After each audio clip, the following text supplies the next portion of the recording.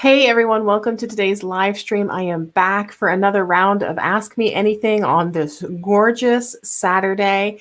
I am having a great day today. I'm so glad you guys are here to join me. I am so excited that I already have questions in the chat. So feel free if you haven't already. I am here to answer questions that you might have about credentials, about the medical coding industry, anything that you want to know about medical coding short of, can you look at these specific cases? Can you be a consultant for this certain type of service, or anything that would require me doing a lot of code actual lookup, because that's not particularly interesting to watch on live stream.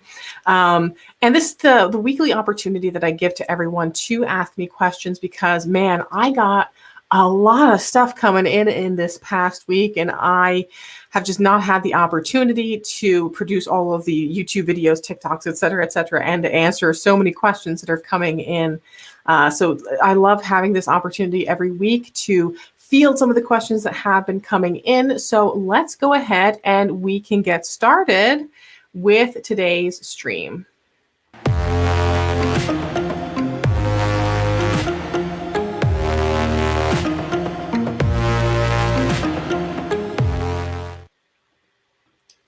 So one of the reasons I love to play my intro so much is because it gives me a chance to quick sip some coffee or something while everyone's on. So make sure you give the video a thumbs up, and I see some questions already coming in already.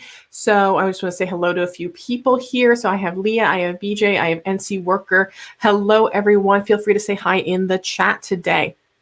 So this live streams across YouTube, across LinkedIn, across Facebook simultaneously. And I have a lot of YouTube stuff that's going on. I'm recording this week.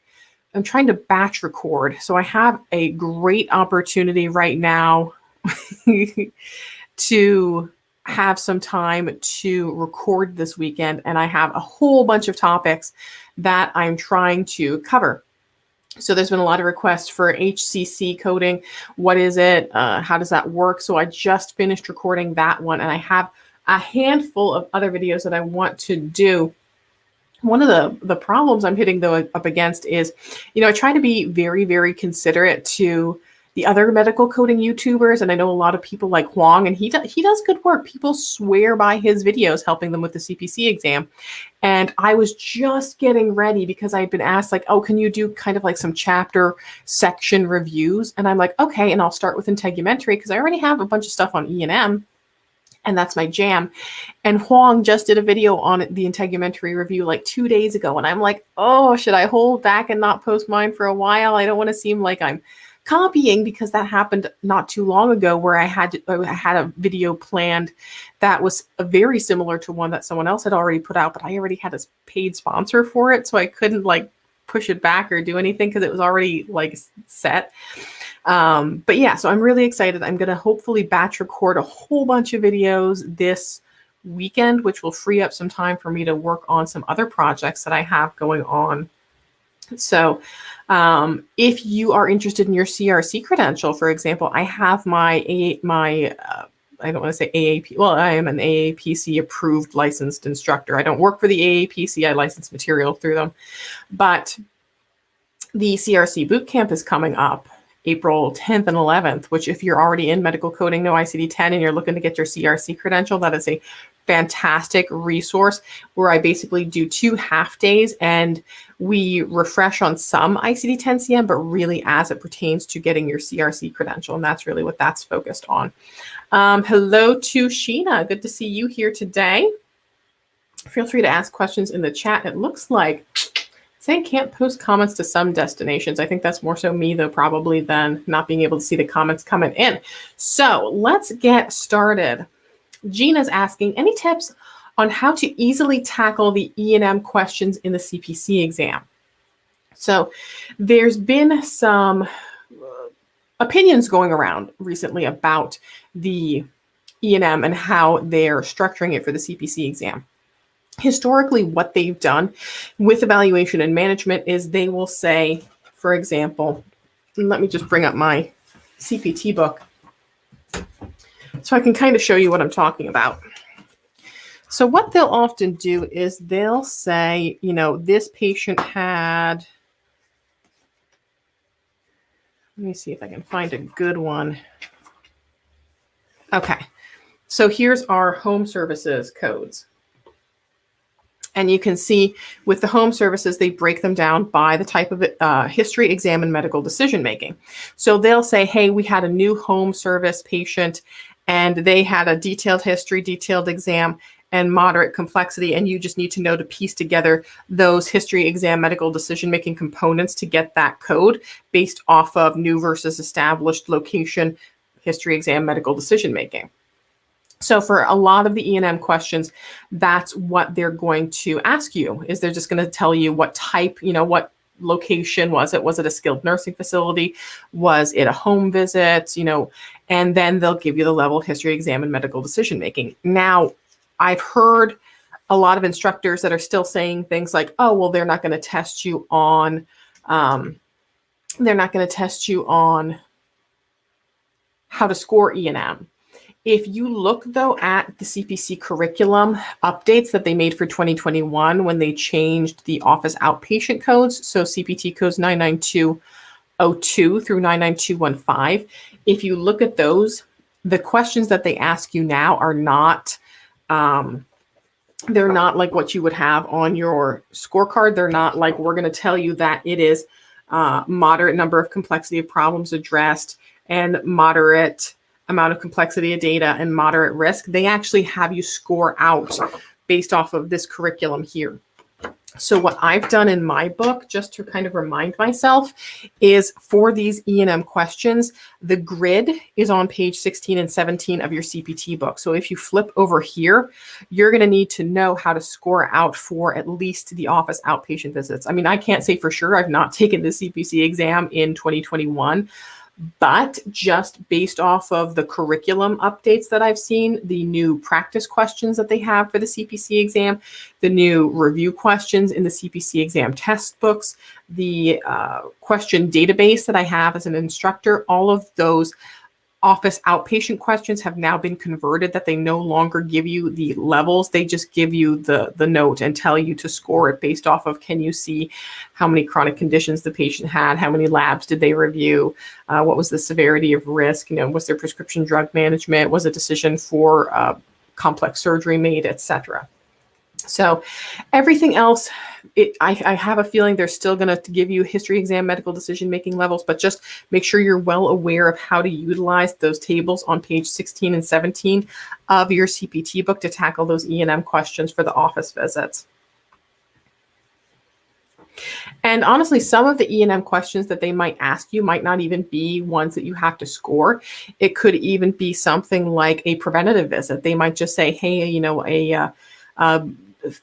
one 18-month-old came in for their well baby check or something and want you to schedule out the preventative visit. And you need to know, is it new or established and what's the age? And that's what those are scored based off of.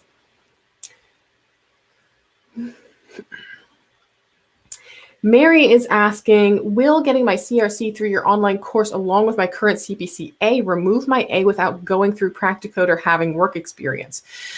So the interesting difference between the CRC and the CPC is that there is no apprentice status for the CRC. The apprentice status really only exists for the COC and the CPC. So those are the only ones that have apprentice status removal. Now, the only way you can get your apprentice status removed, though, is not through getting any extra credentials or anything like that. You have to get either the AAPC practicum or have the applicable experience. So let me kind of show you where it is on the AAPC website. Let's see here. It is under, let me see if I can find it this way. Education certification. Is there one on here that says apprentice status removal? I usually just Google it. That's usually what I do. Continuing education. Let's see if it says here anything about the apprentice status. Maintain certification, popular certifications. Maybe it's under here.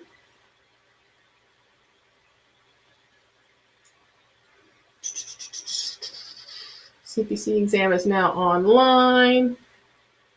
Here is, let's see if it says anything on here about the apprentice status. Let's see. Oh, here it is. Apprentice status. I just heard my beep go off. Someone just, oh, thank you for subscribing to the channel, the elf. Another one's coming through. Why is my alert not on this one? Thank you for subscribing. Oh my gosh, the alert box is probably delayed now and it's going through everything. Apprentice status. So yeah, so removal requirements for the apprentice status for the AAPC are on here. And basically you need to have 2 years of experience or the equivalent that will take away 2 years of experience. So you can have a year removed if you do a practicode. You can have a year removed if you go through an AAPC curriculum and you have 80 contact hours, or if you go through a school, or just by having 2 years of experience. So you have to it has all the requirements here on the AAPC website under the CPC, the apprentice status stuff. So you can see the CPC and the COC are the only ones where you have an apprentice status, which is one of the nice things about the CRC. You can just get the CRC credential on its own and just get into risk adjustment, and you won't have that little apprentice status next to you, but you will for any CPC or COCs, unless you meet that criteria to have that removed. So yeah, so essentially it's 2 years of experience, or you can remove a year based off of certain criteria. Practicode removes a year, or 80 contact hours of education removes a year. I'm a medical coder and I'm in India. Can I get a job in the USA? And then which certification is needed, and is TOEFL mandatory for Indians? I don't know what TOEFL is. I really can't advise on that.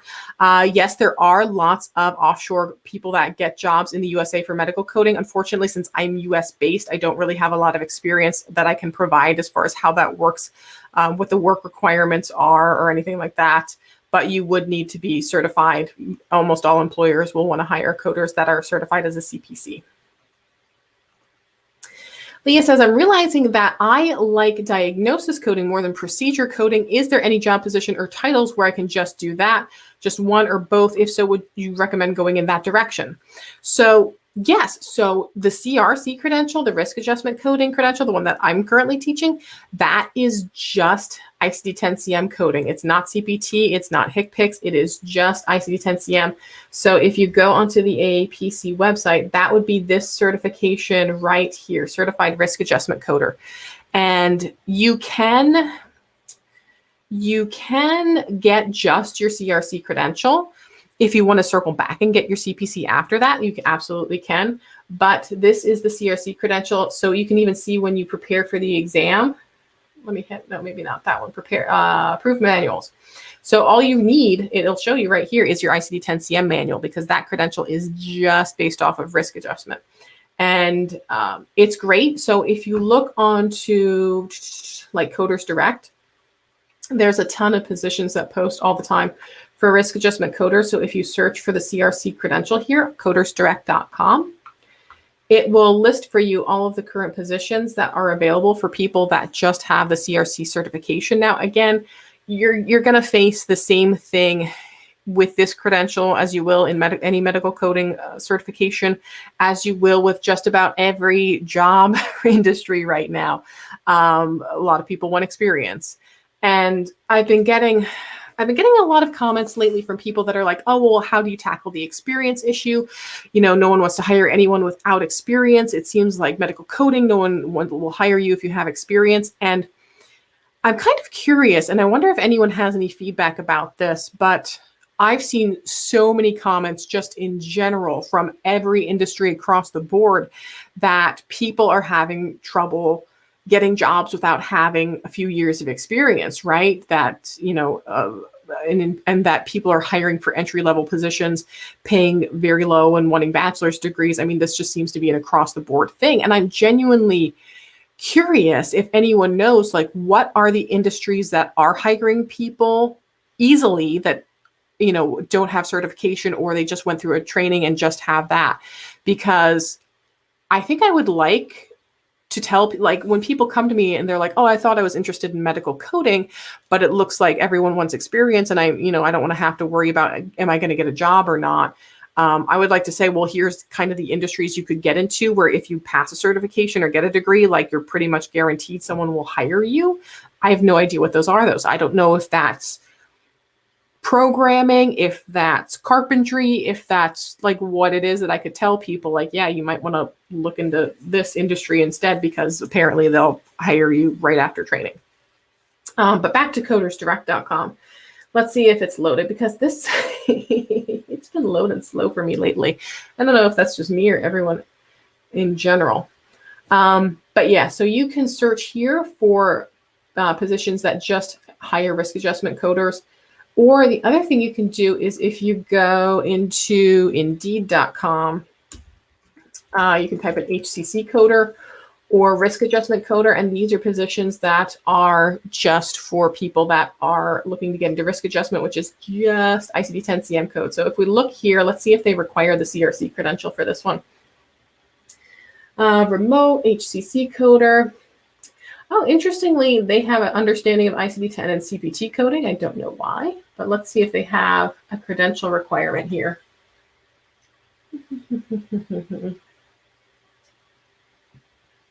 COVID-19 precautions. Yeah, so this one just says, oh my gosh, medical coding certification requirement, 7 to 10 years of experience in healthcare preferred. My goodness. Let's see what we've got here. This one looks like it's kind of similar. About qualifications, HCC.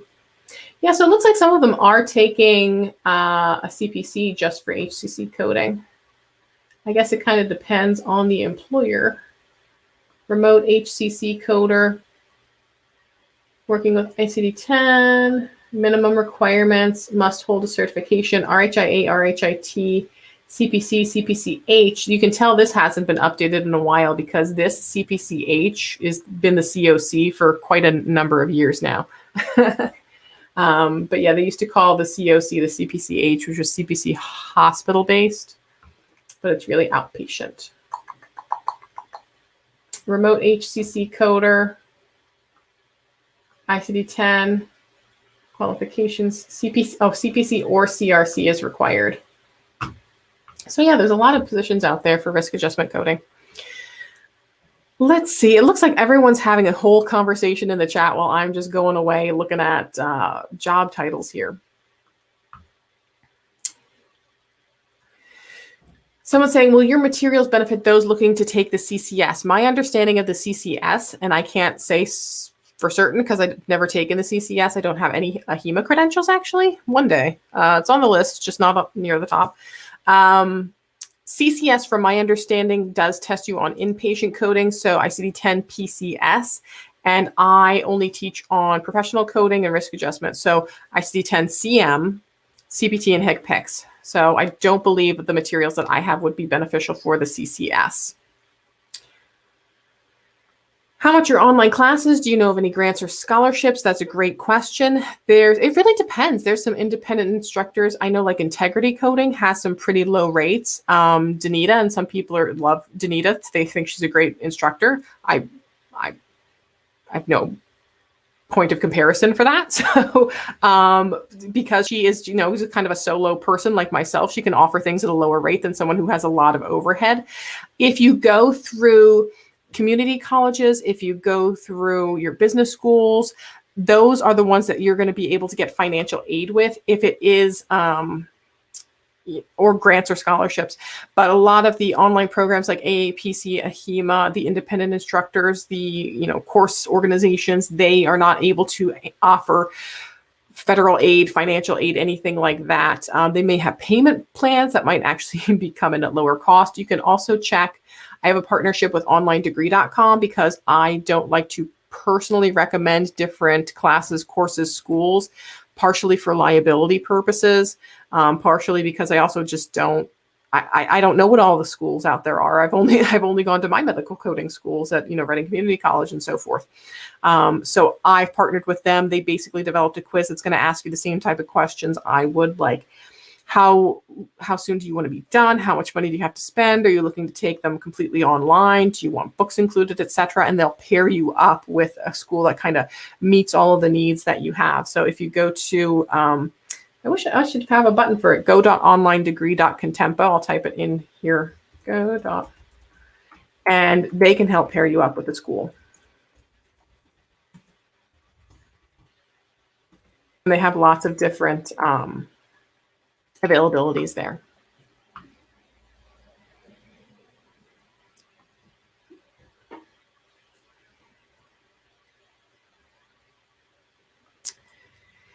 I've been taking the self-paced course since last April, and because of work and life, it's taken me till now to complete it. My exam is in 2 weeks. Will my current books still be okay to use? It's from Skills is Mills. Let me show you what I can show you on the AAPC website. So AAPC exam FAQs, because I always like to refer people directly back to what it says on the website. I hope I'm not looking too laggy right now, because my video is looking a little laggy right now. Probably because my kid's downstairs playing massive amounts of Roblox all day and sucking up all of my internet bandwidth. But if you go into the AAPC website, if you Google AAPC exam FAQs, it'll take you here, and it will tell you about what year's books should I use. So it basically says we really suggest that you use the current year's books. So all AAPC exams are based on the current calendar year. So even though ICD-10-CM changes October 1st of every year, they don't change all of the exams until the start of the calendar year, so January 1. So effective January 1 of this year, it will be the 2021 versions, and it will all be based off of 2021 until January 1 of 2022. There's no taking the 2020 exam. I know things are different between AAPC and AHEMA, but basically there's been several hundred codes that have changed since 2020, and you kind of have to weigh your options. So are they going to probably take the exam and go, everything that is new, we're going to put in the exam? No, they're going to take out whatever ones maybe are no longer valid or need an extra extension now, and replace those with a new code. So out of the tens of thousands of CPT codes, how much risk are you willing to take on that? One of the 150 questions that you're about to answer has one of those, hundreds of code updates on it, versus also, if you have notes in your 2020 books that took you 16 hours to put in there, do you really want to take 16 hours again in the next 2 weeks to transfer over all of your notes from the previous year? So again, AAPC highly suggests you use the current calendar year's books, but you can still use the previous year's books if that's what you want to use. But just understand that there's a little bit of risk there that you might have some questions that have changed the codes since previous year.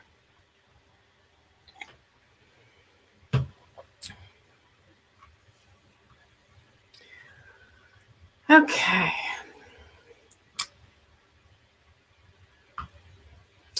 Byron's asking, does anyone know if the final exam on the AAPC online course is multiple choice or fill in the blank, or both? They are all multiple choice. So everything will be A, B, C, and D options for online and in person.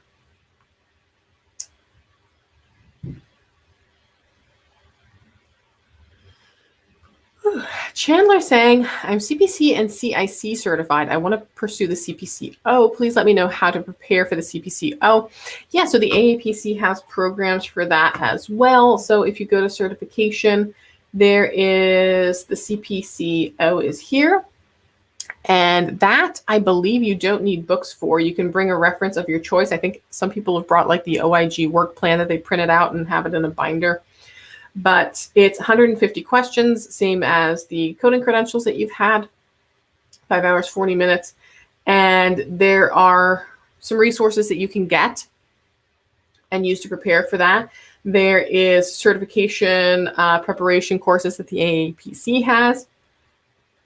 There's also a study guide. I really suggest the study guides. I think they're great. And there's also the one thing I like to point out with all of these exams is oftentimes they'll have additional preparation methods. These are all things you need to check out because they list these there for a reason. It's because they're going to ask you questions that are on these additional resources tabs. So definitely go through all the different program guides, all the different fraud and abuse suggestions that they have of tools that you should review in order to pass the CPCO exam. But I would suggest at a very, very minimum, get the study guide and see if you can find independent instructors. I know sometimes people find me through the AAPC website and they're like, I heard you have free CEUs, and it says on the website, and I'm not sure exactly where that is sometimes. But I think, let me see if it's under here, locate, schedule exam, prepare for exam. I think there is a way to search on the website somewhere to find instructors that are listed. But it's one of those ones that is a little bit more difficult, I think, to find.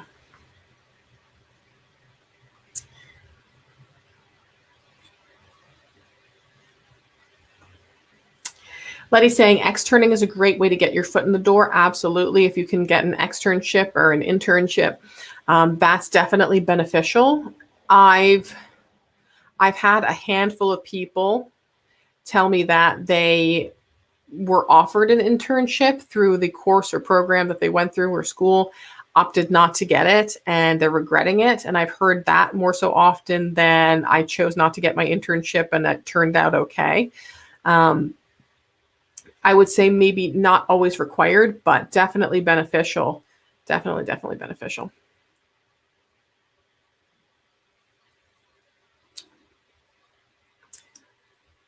So what is the salary for CRC remote coder per hour? I don't have a per hour, but you can find out more on the AAPC salary survey. Let me see if I can bring it up here.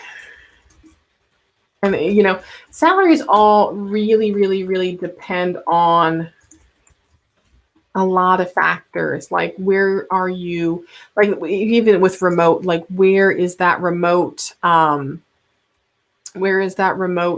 position primarily located? You know, how many years of experience are they looking for? Because if they're looking for someone with 10 years experience versus someone who's introductory level, that can really impact, you know, what the factors are going to be. So let's see if I can find on here. Okay, there we go. So here is the average salary increase by credential. So this is 2019. I think there is some 2020 information that was published in Healthcare Business Monthly, maybe in the January or February issue. But you can see here, this is where the CRC is, and you can just kind of do some calculations to figure out what the hourly rate would be. So let's see here. I'll just bring up my calculator real quick. If you're looking for hourly, 62,882. 62,882 divided by 52 weeks in a year, divided by 40 hours a week, would be about $30 an hour, is according to the AAPC. Now, again, you have to also understand this is based off of probably tens of thousands of members that got polled, and their you know, all of their years of experience and so forth. They also have a tool, let's see if it's linked on here somewhere, where you can kind of input some of your information. I know some people have said that they found this to not be accurate for their particular experience and area, but let's see if I can find it on here. There is like a salary search tool that you can use.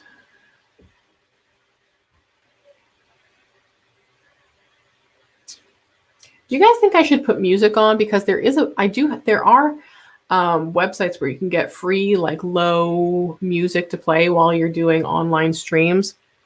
And I never know if that's really appropriate for medical coding or not. So here is the calculator. So you can select your location. So let's say you're working for a company, because we're talking about remote positions here, right? So if you're working for a company that's based in Oregon, and you can plug in what is your role and responsibility. Okay, so you'd be doing, let's see here, coding, risk adjustment, HCC. Primary certification would be the CRC. Let's see if that's on there. There we go. And it'll start kind of calculating out. So did you go to technical school, some college? And you can plug in, I think, only a handful of things through here. So experience, you have 3 years.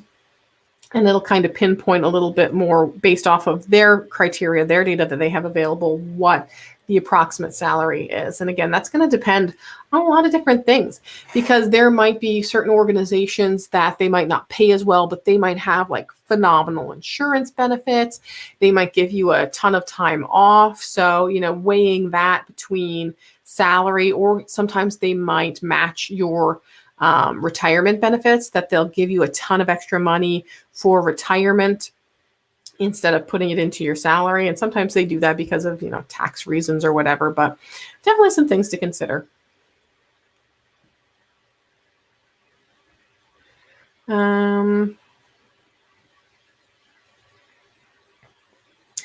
BJ, I'm going to be honest with you in regards to your email. I've gotten so many emails, DMs. I honestly don't know what you may have asked me or may not have asked me, because there's an extraordinary amount of stuff I get from all the viewers and so forth. And I just don't have time to answer a lot of individual emails, especially if it's like, can you help me code this? I hate my job. I need help getting into medical coding, et cetera, because I get a ton of stuff.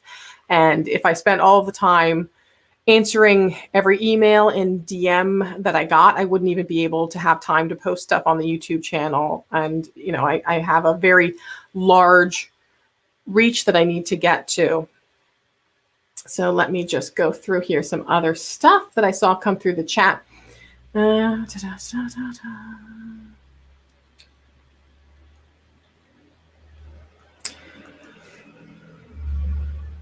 Natalia, what is the most difficult in CPC? So there is, that's a good question. A lot of people are going to have different opinions on this.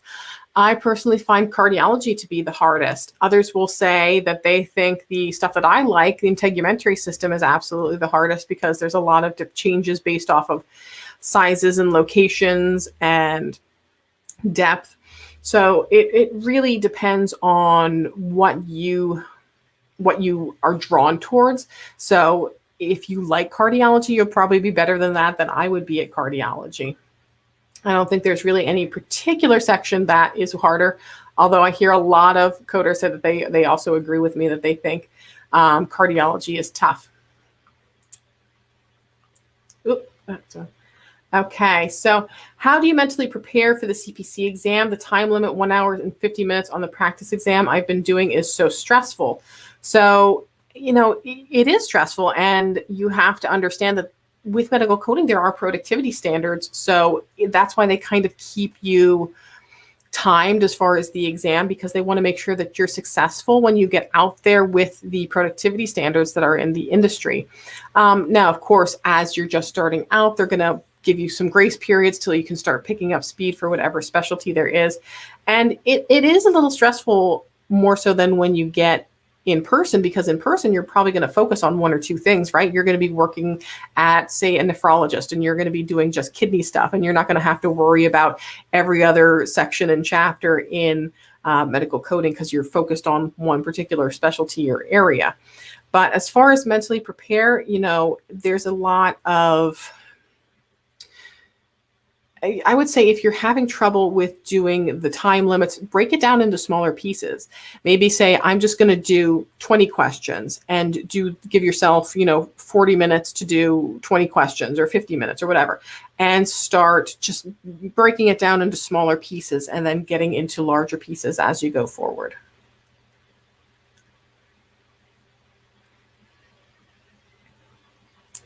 Senna says, hi, Victoria. I recently watched again one of your videos on interviews. I was wondering if you could give a big picture of the medical coding industry and an end-to-end process of coding and billing.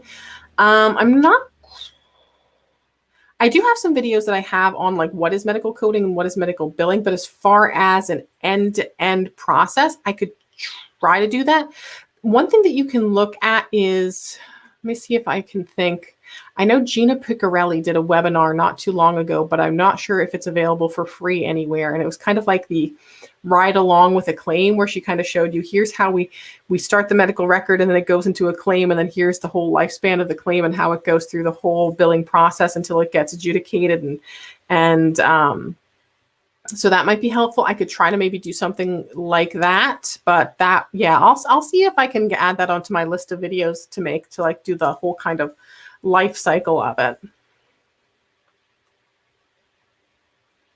Yeah, Brad's saying that he makes sure he wears a watch when he's testing, and they never seem to have clocks in the room.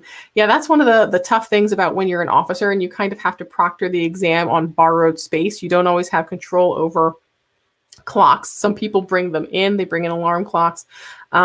Just a word of advice. Excuse me. Just be very careful with the clocks because and watches, because if you look at the proctor instructions for the exams, for all AAPC exams, you're not allowed to bring smartwatches, and you're not allowed to bring even a Fitbit, anything that can transmit data. So it would have to be a very analog type of watch. And of course, your phone is not allowed anywhere in the exam area. And, you know, depending on the proctors, some of them will say, because it does say on the instructions, it is not allowed in the exam room. They will not allow it in the exam room at all. You have to lock it in your car, which depending on where you're testing could be a little intimidating. So what I've seen a lot of proctors do is they'll bring in sticky notes, and you'll put a sticky note on your phone with your name or whatever, and leave it on a front desk turned off way away from everyone else. But yeah, if you're bringing a watch, that would be a great idea too. Just be careful that it's not an Apple Watch or Fitbit or anything that can transmit data.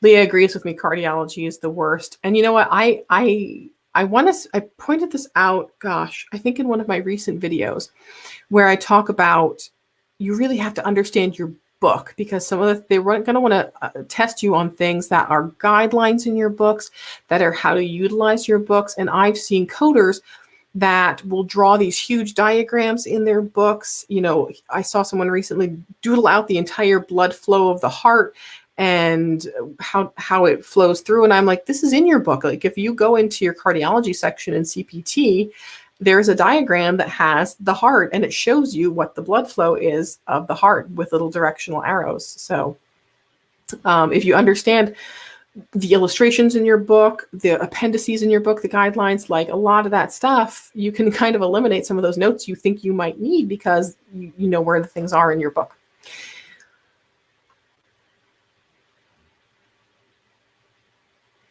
Let's see.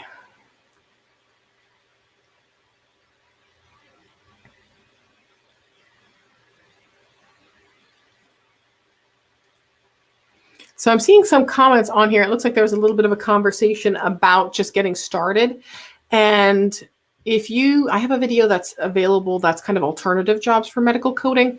And one thing I can kind of show you that I think might be an interesting trick on how to kind of find some jobs where you can maybe use your coding skills but aren't necessarily coding jobs, like coder titles, is if you go into like Indeed.com and type in like ICD-10 and CPT, it'll basically pull up all of the jobs that have ICD-10-CM and CPT in the descriptions. So they might be positions that they're looking for someone who has those skills, but aren't not necessarily a coding position. So if we look through, a lot of them are going to be, but you can see even here, denial specialist, pre-bill specialist. So you can find positions here that might not have coder or coding in the title, but they're jobs that are looking for someone that has those skills in ICD-10-CM or CPT. And if I was just searching for medical biller or medical coder, this might not come up because that doesn't have those words in there, but it's someone that's looking for a job skills of knowing ICD-10 and CPT. So that's one thing you can try. Claims edit and denial. So this one does say medical coder on here, but this doesn't look like it's maybe necessarily a coding position. It's just working through claims denials. A lot of them, let's see here, coder, remote, hospital biller too. So that's one that you can look at. So if you just type in things like ICD-10 and CPT, it'll bring up some other types of alternative jobs.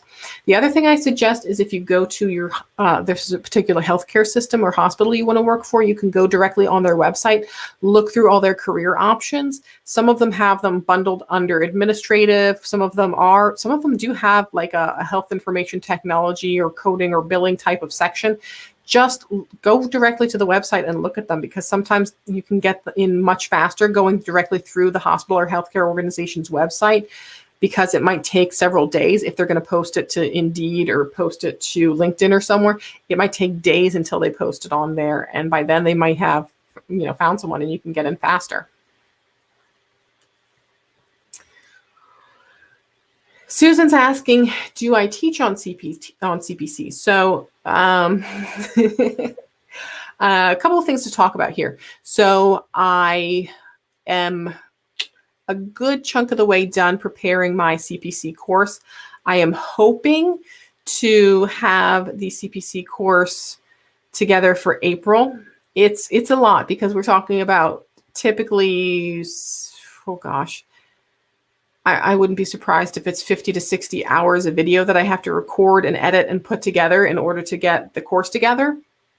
And it's a lot. And it's a lot of editing that I do. I know some people, they'll just kind of run through the slides and narrate them and record it and throw it online. But I don't like my courses when I put them together to be like that, because my courses are very much the way I kind of live stream. I'm talking to you on camera, and then we're switching over to look at something on the screen, then we're looking at the slides, then we're looking at, something in the book. So it's very interactive as far as how that goes. So I'm hoping to launch them in April. Right now it's just CRC, but yeah, I'll definitely be making a big announcement once I teach CPC. I do have a review course right now for the CPC that is 8 hours for someone who's already gone through training and you're like ready to review right before you take your exam. So I have that available, but not the full CPC course. Right now I have the CRC. And actually that brings up a good point, because I've had some people ask about, can I show a little bit of what my course looks like?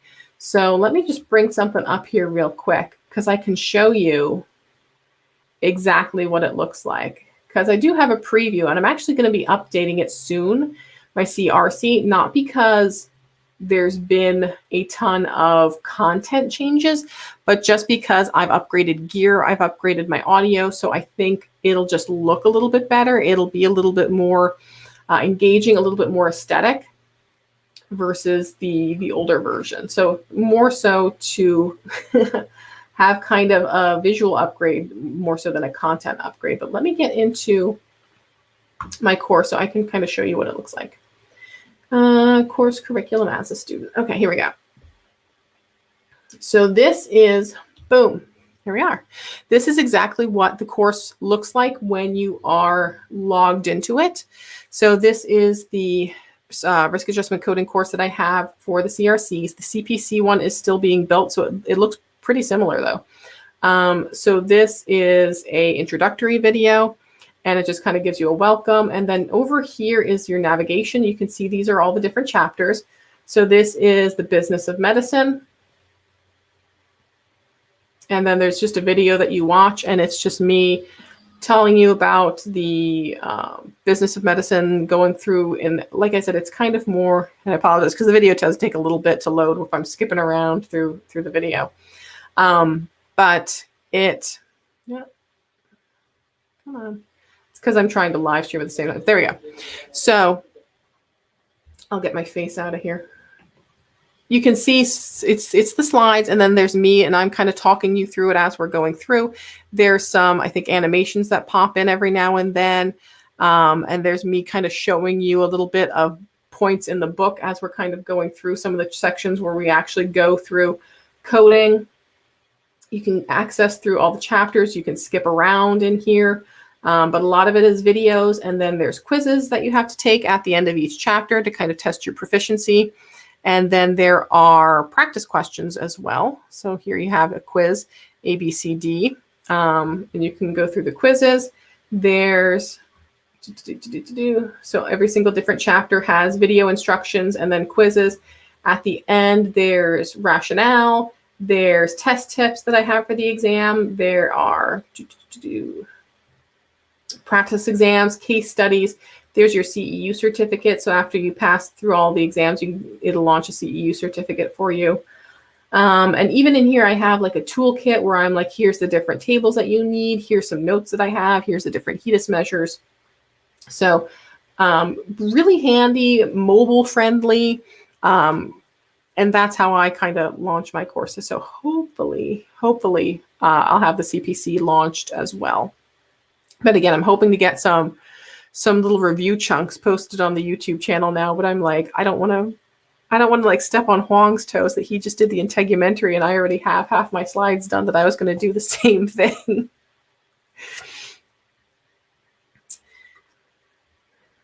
Amy's asking, can we bring in blank tabs to hold our spaces while flipping through the book for the test? I don't think tabs would be a problem. I would say maybe Post-its would be. I would suggest maybe more so using a bookmark, or even tabbing, with some extra pencils and sticking those in your book. I think where proctors may get a little apprehensive is you're not allowed to have Post-its or anything in your book where you might be writing things and then saving them. And I think that would be their concern. So I would highly suggest maybe using like a laminated bookmark or something where it genuinely looks like you can tell that you're not going to write something on there like an exam question and, take it out of the testing area. So I would suggest something more like that versus a tab or a bookmark. Now, if they're tiny, teeny little tabs, like these where you clearly can't write anything on them, I think they'd probably be okay with that. Like the little flag ones more so than tabs.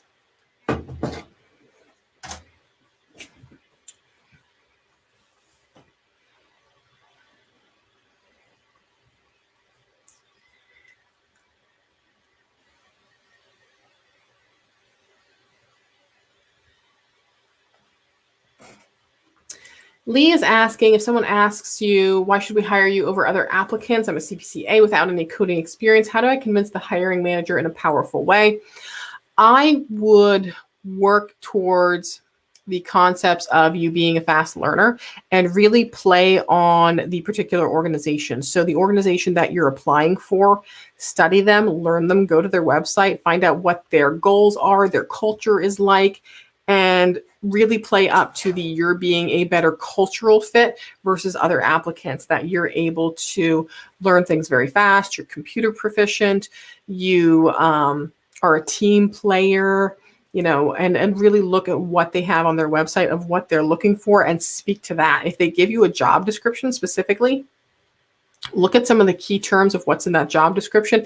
If they say something like, we want someone who's detail oriented, or we want someone who can work in a fast-paced environment, give them that information and say, yeah, well, I'm someone who's very detail oriented, which is, I know, something that you're looking for. I'm someone who likes working in a fast-paced environment, and that's what interests me about this position. And I'm going to be a team player, and that kind of thing. So play up really what it is that they're looking at and their cultural fits as well. By the way, just throwing this out there, if you have not yet joined channel membership, there is an opportunity to join the channel membership on YouTube. You do not have to. It is not an obligation, but it does help support me and the channel. And there are benefits to being a channel membership. I have 3 tiers. They are monthly fees. There's $1.99 silver, $4.99 for gold, and $9.99 for platinum. Everyone gets access to a couple of free CEU courses, a couple of members only CEU courses that I have available. You get custom icons and emojis. You get community only posts. You also get at gold and platinum membership level, you get your name added to the end credits. At platinum level, you get behind the scenes videos and outtakes. So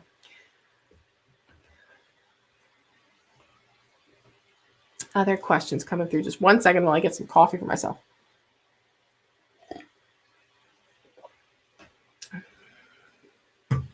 If you go to the YouTube channel, I'm not sure where it is on mobile, but I know on the desktop versions, there's a little join button, and I think they might have it on mobile as well. And you can join, or if you go into the video description, there's a link in the video description as well on how to join channel membership. So another question that's coming through here from, from Seno. Seno is saying, I did the CPC course with Victoria. Great material. Helped me pass the exam the first try. Thank you, Seno, for that great testimonial. I'm very appreciative. Let's see what else. I have a comment here from Byron. Brian says, mad props to Victoria for everything she does. It helps all of us out. Thank you guys. Yeah, I love you guys. I'm always great to be. I love coming here every Saturday and just hanging out with you guys. I feel like I need to start hosting like I don't know, like a members only Zoom where we just hang out and drink coffee and talk about medical coding or complain or something. I don't know. like chat time with Victoria where we just hang out.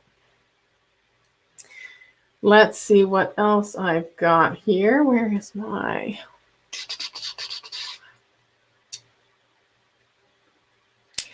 Yeah, someone's saying, Brian's saying that the AAPC online course isn't the best for newbies in the medical field. The amount of hours I spent outsourcing actual educational materials, oh gosh, it's ridiculous. Yeah, it kind of depends sometimes on what kind of learner you are.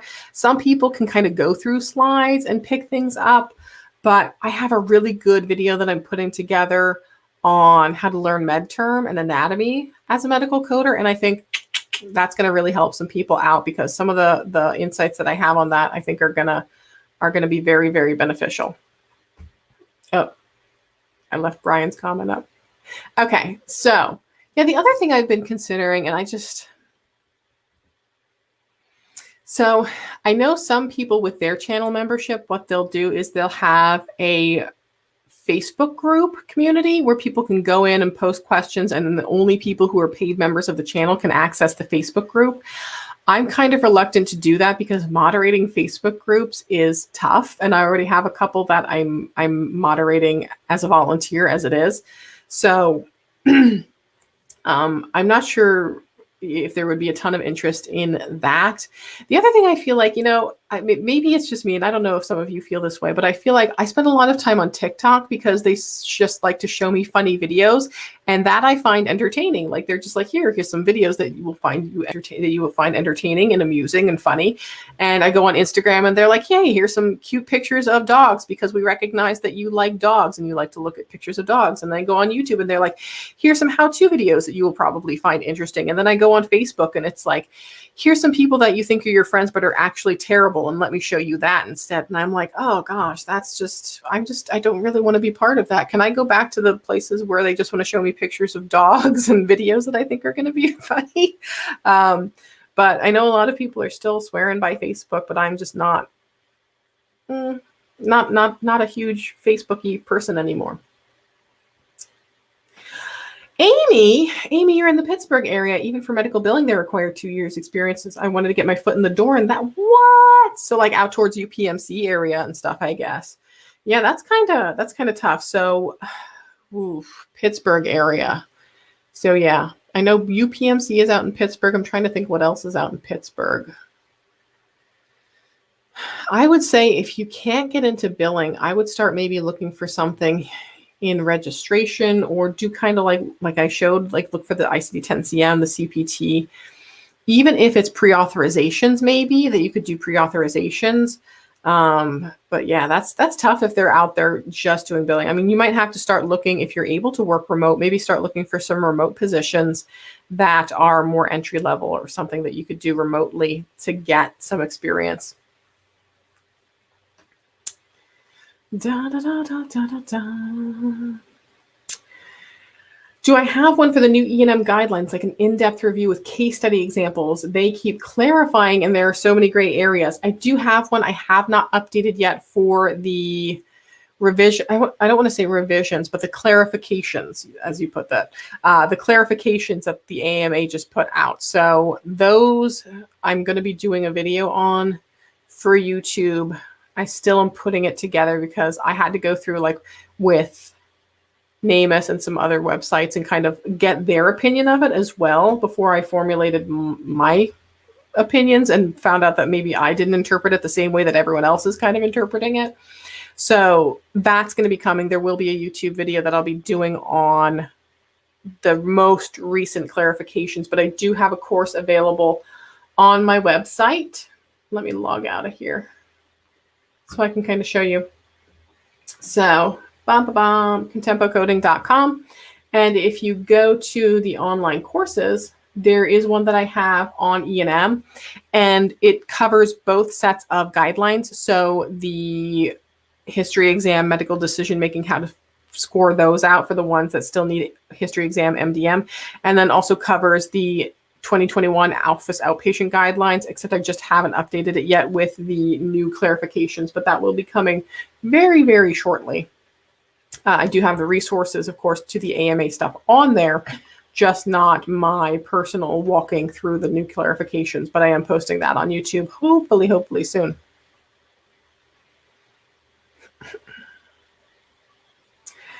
Oh, this is a good one too. So is the Practicode books or online? Do you have any websites to recommend for operative report samples with rationale? So 2 things I can tell you. Practicode is online. I'm going to do, I feel like I'm just talking about all the videos I'm going to do. I am doing a video on the Practicode. Now I can't show you all the cases that are in the Practicode, so I'm probably going to blur out the actual case just so I can kind of show you though the format of how it's basically, it's boxes. It's like CPT code 1, CPT code 2, CPT 3, 4, 5, 6, 7. I see 1, 2, 3, 4, 5, 6, 7 modifiers, and it just, you have to plug it in. And if you type in the wrong code, it'll spit you back out and say, nope, that's wrong. Try again. So instead of it being multiple choice, it really is just empty boxes, and you plug in the CPT and ICD-10 or HCPCS or whatever codes until you get it right. As far as websites to recommend for operative reports with rationale, operative reports are a little bit tougher, especially with the rationale. I know places where you can get operative reports, but they don't really give you the codes. Like there's a site that I use that I take some of these samples from and use them to code out on my website, or modify them a little bit to make a similar version for coding purposes. And that's called mtsamples.com. And it's medical transcription samples. Like people just contribute notes here. And so if I'm maybe looking to code something for hematology oncology, I can, there's an ad. I can find all of these different samples of notes that they have on here, and I can look at it and go, because some of them are kind of old, so they might not look quite like what I want them to right now. But they said that they're kind of fine if you use these, as long as you basically cite them and kind of, give credits and so forth back to them. So that's what I use, but for practice and to have samples more so than actually being able to code. As far as where to get operative reports with samples, they would almost, I would have to say, be in practice exams or actual courses. If I think of anything, I will definitely post something, because as far as operative reports with samples and rationale, I'm trying to think, because I do have a couple of auditing books. And I don't think the auditing books, though, even give like op reports with samples. There might be something that is specialty specific that you might be able to find through some of the specialty societies, though.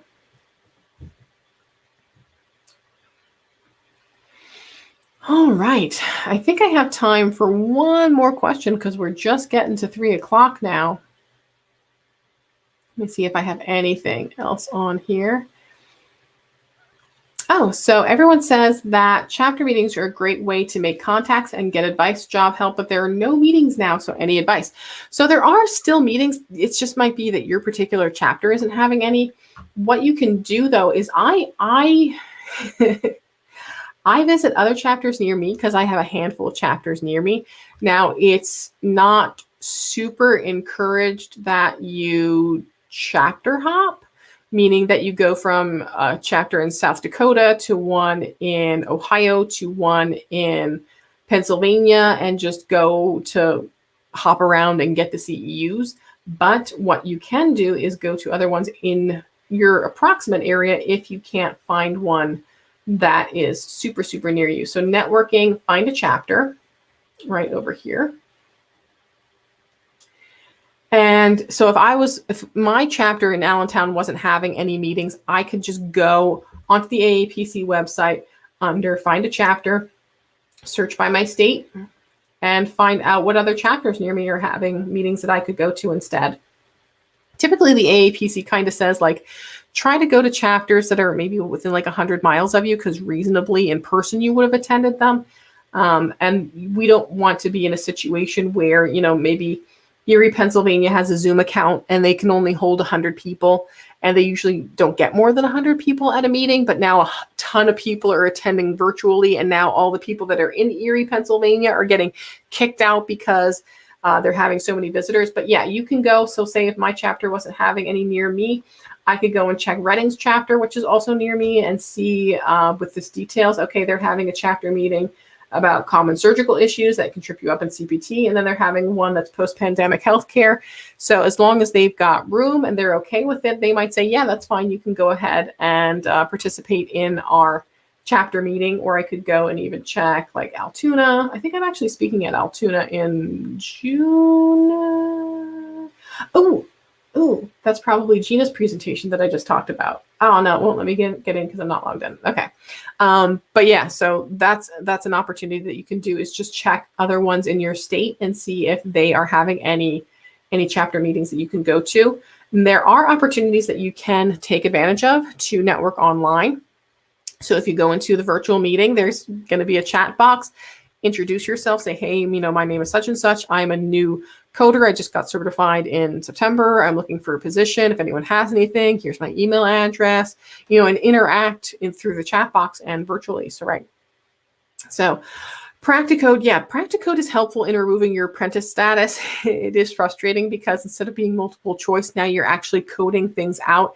And even if you miss like a modifier, like you forgot to put a 25 or something on it, it'll kick you out. But it does give you some more realistic sort of coding scenarios, and frustrating, but yeah, definitely helpful to get rid of that apprenticeship status. So definitely, I would say finish it, Lee, if you do have your Practicode in there. So everyone, thank you so much for hanging out with me this Saturday. I will be back hopefully next Saturday at 2 o'clock. Yeah, next Saturday at 2 o'clock. If you're attending Virtual Health Con, I will be in the virtual cafe, I think, on most days. So check me out there. And hey, guys, until next time, just keep on coding on.